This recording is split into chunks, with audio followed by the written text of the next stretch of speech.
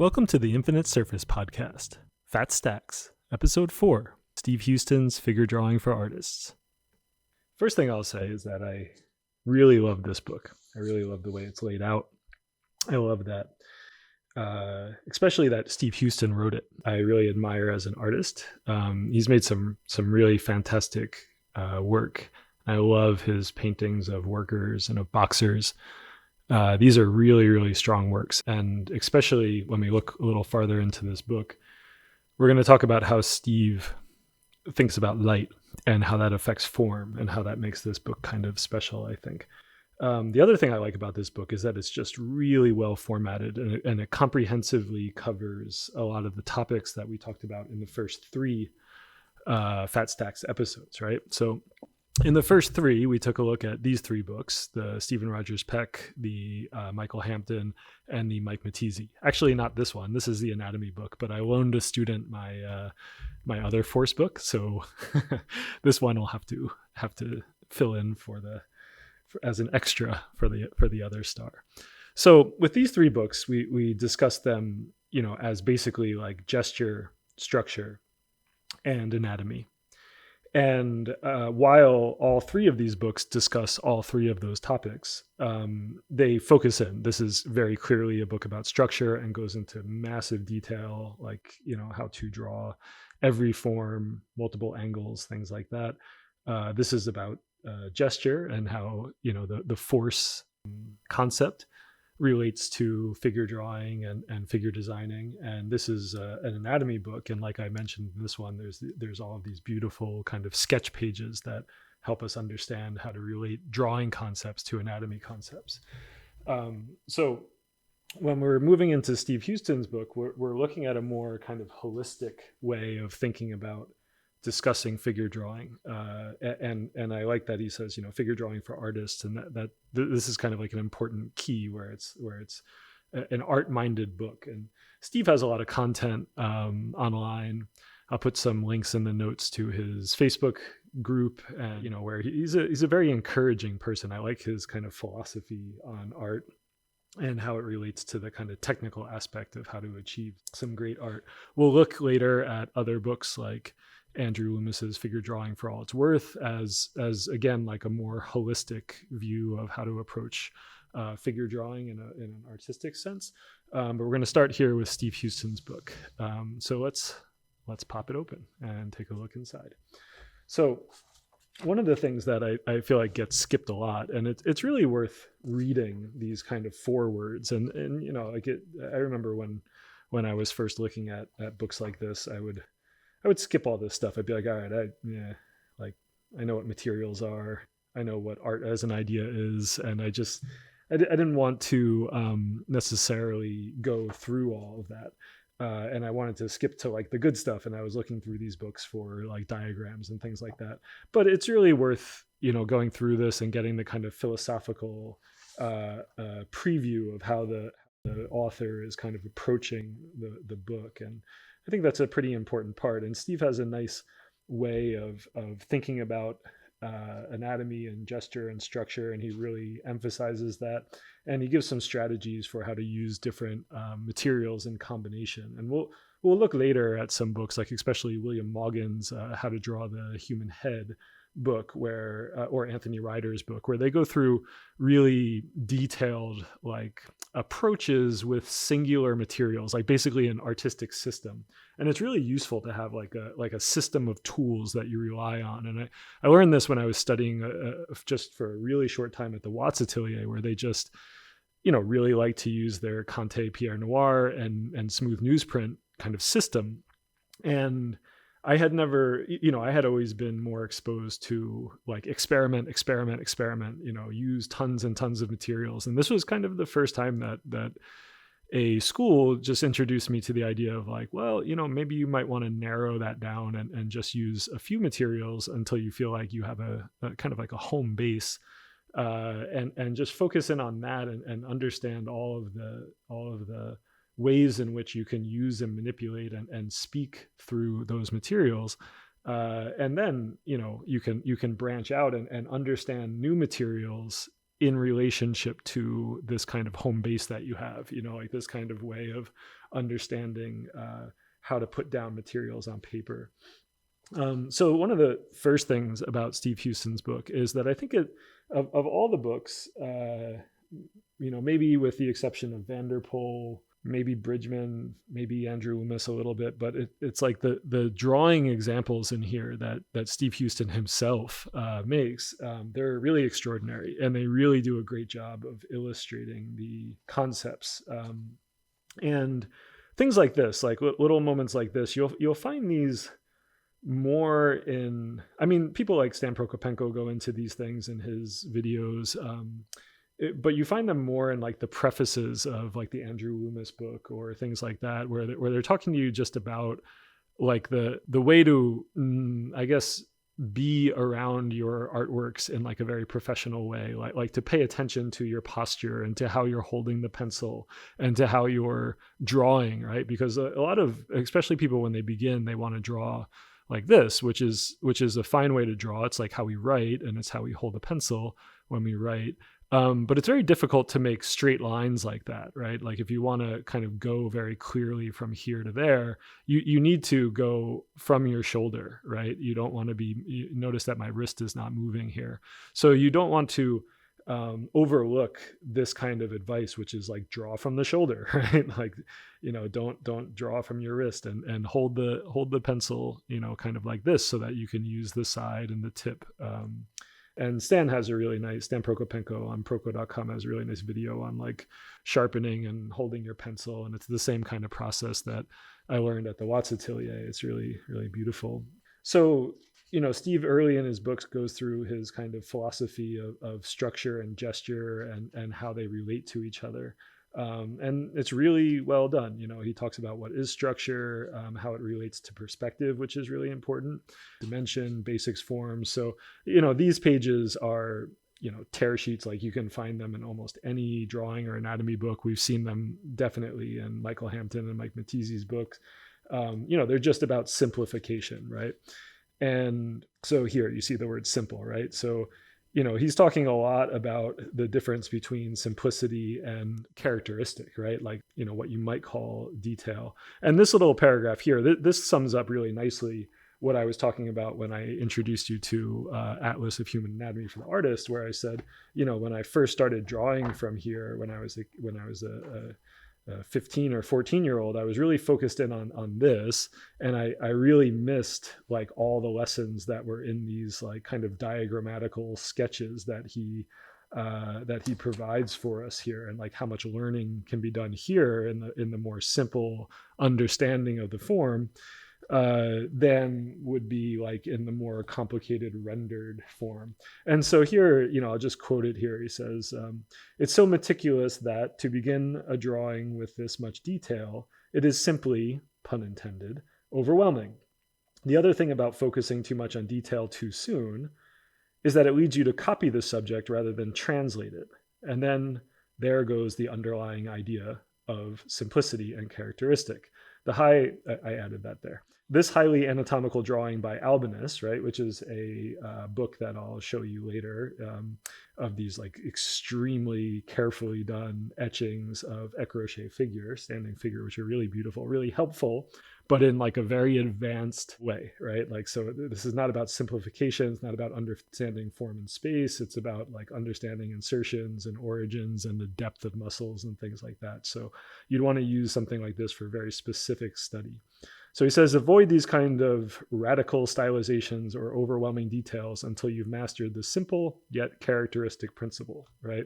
Which I think in this case, he means something more like this, which is something that I always show my students starting out, which is, basically the box method, which is Cambiaso's cartoons for his later paintings. And you see here, like all of these drawings are super simplified. Yet they don't lack almost any information, like, the gender, the size, the scale, the gesture, where the weight is, where the light is, so much about these figures. Look at how much action is in this person and this person. They're so simple, yet so characteristic, right? This is why Cambiaso is quite famous for this, right? So this is someone you'll want to look into quite a bit. And this is what I like about Steve's book, is he takes the time to be like, hey, learn from Cambiaso. He's right here, and interestingly, like back in the intro to this book, Steve's talking about ideas, and he's really careful to say, I forget where it is, but he says, these are not my ideas, these are old ideas. And I say that all the time in class, like I'm just not making these things up. They're really, really old and tried and true methods of sort of understanding how to approach, how to interpret, how to translate what you see through your pencil onto the page. So one of the things that's really nice again is that he gives you some projects to do, right? Some exercises, some homework. And I think that's really useful, because these are the things that people tend to skip, right? They tend to skip this part where they just sit down and go over a master copy and try to understand the root of how that masterpiece came to be made. This is another thing that people skip, which I always recommend, which is like draw simple stuff. I always tell people to go out and draw electrical boxes and aircon units and things like that, because the sort of difficulty of arranging these kind of man-made regular shapes is quite high. These are not simple objects. These are very, he calls them everyday objects. But not simple objects, because they're really actually complicated shapes. And if you can draw this and you can start to get something like this or this right, the amount that will help you with the figure is extraordinary, and you should not overlook that. So I really appreciate stuff like this in Steve Huston's book. And in a while, we'll see his kind of whistle notch example, which I like quite a bit. And we'll see how being able to do these simple things can help you tremendously.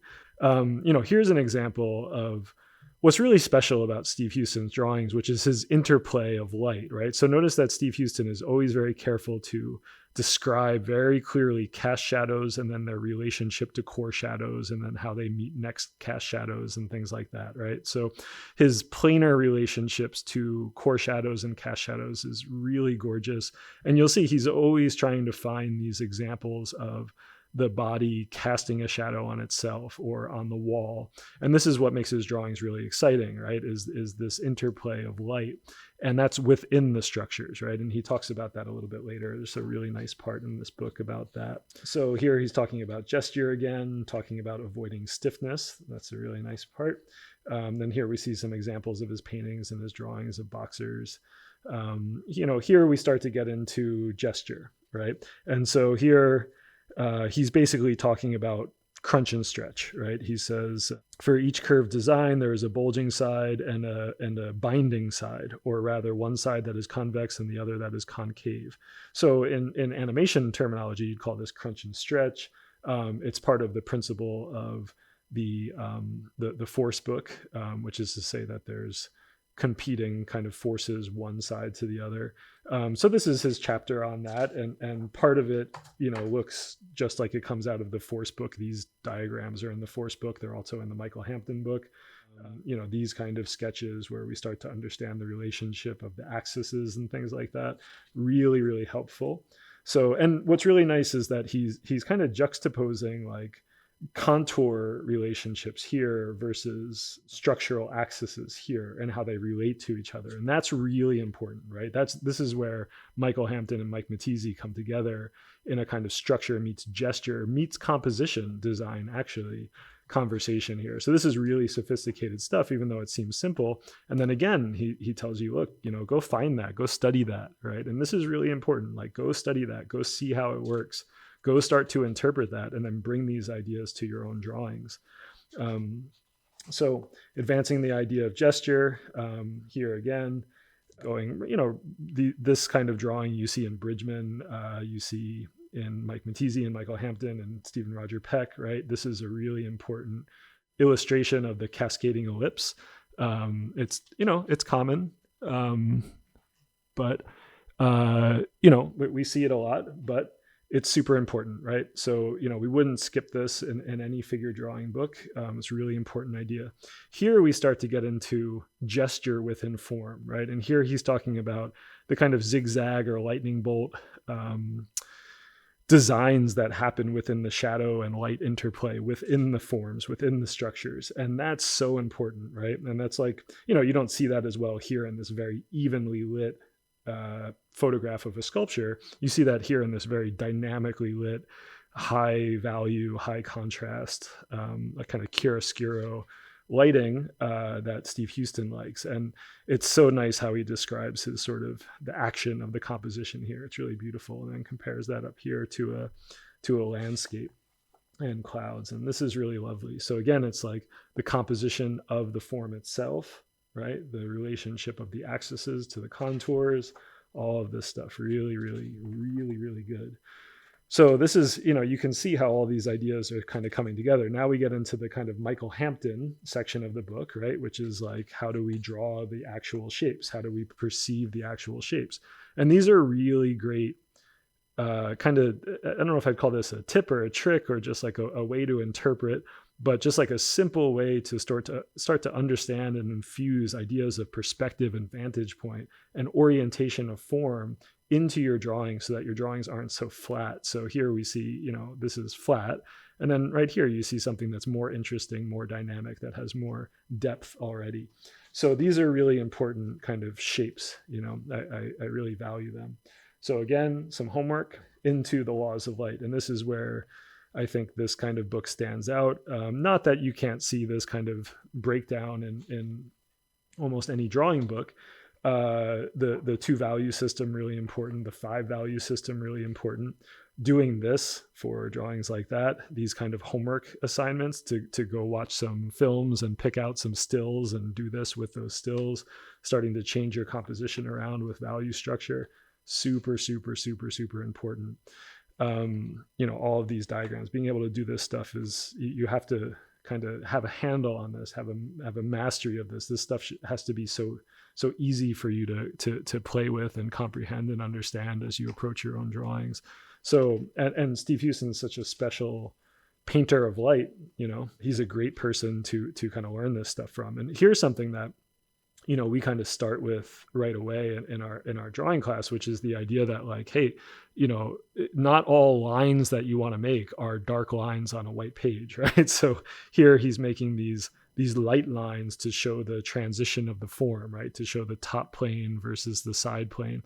And so instead of drawing that with a dark line like he's done here, he draws it with a light line like he's done there.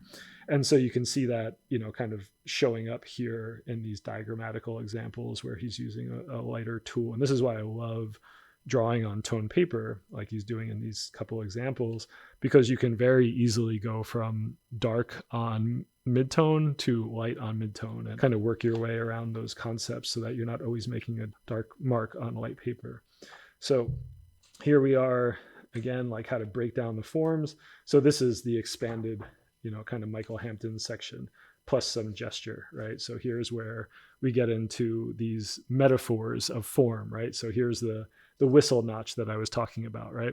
And so this form, like I call these, kind of P shapes, like, you're kind of showing a passing form like that. So you get a line like this, and then you have a form that's kind of passing it. So he's just bringing that shape in there and showing you how to sort of, show an underplane as it cuts out of a cylindrical form. And it's, what a simple thing, what a simple way to be able to kind of read and understand what's going on there in the 3/4 view or the hindquarter view of a figure. But it's so difficult to interpret that when you're looking just at a figure, right? So when you have a form breakdown like this, this is something that's really great. And what I did with all these books to try to learn, and this is what I would recommend any of you do, is I made my own anatomy book and I collected examples like this where I was like, this helps me. I went ahead and I collected these into like pamphlets basically. And I either redrew them myself or used directly the examples, but I made for myself like a document of what I wanted to refer to, what I thought was most useful. So, if you find diagrams like this in any anatomy book, it's like, well, which one's the best one? Which one helps you the most? And then you scan that or take a quick picture of it and compile it into a kind of manual. And once you do that, then you start to have ownership over your own learning. And I'd really recommend that. So again, here, Michael Hampton stuff. So, this is something where if you feel like you're learning it here and you're getting a good idea, then it's like, okay, follow that up here, because there's just more and more examples of that here. And that would be an excellent kind of 1-2 thing to do. So keep going, finding more and more structure and form, more and more Old Masters study homework. Very good. Get into the head. And here we have beautiful portrait. And we get into the head and its anatomy and its structures. And this is all very useful, but also very common. Here we see Alvinius again and some master copies. And so we're just about wrapping up here, because I think we've just about gotten down to the essential, most elegant parts of this book, right, that are really special, which is the way in which he kind of approaches the synthesis of gesture and structure and light, and his own personal examples. And I really love that. I wish that I had this book. This book was not published when I was studying this stuff. So I wish I had this as a kind of like guiding principle book, because I think it's a really great, I still would recommend that you get these 3, because I think that these 3, plus something like this as like a guiding principle, and then you find more and more answers in these books. So, I think that this is one of those, like I called it a kind of holistic learning book. And if you have it, I don't think that any book is like the answer to all your learning problems, right? So I think it's pretty important that you synthesize the information, and the more kind of directions you get it from, the maybe, the easier it is to learn, or the easier it is to find one that just sort of speaks to you. And once you synthesized it, once you can say it in your own words, the way that I kind of put it is like, once you can teach it to someone else, then you've learned it, right? So thanks for taking a look through Steve Huston's book for me, and thanks to Steve Huston for making it. Really beautiful book.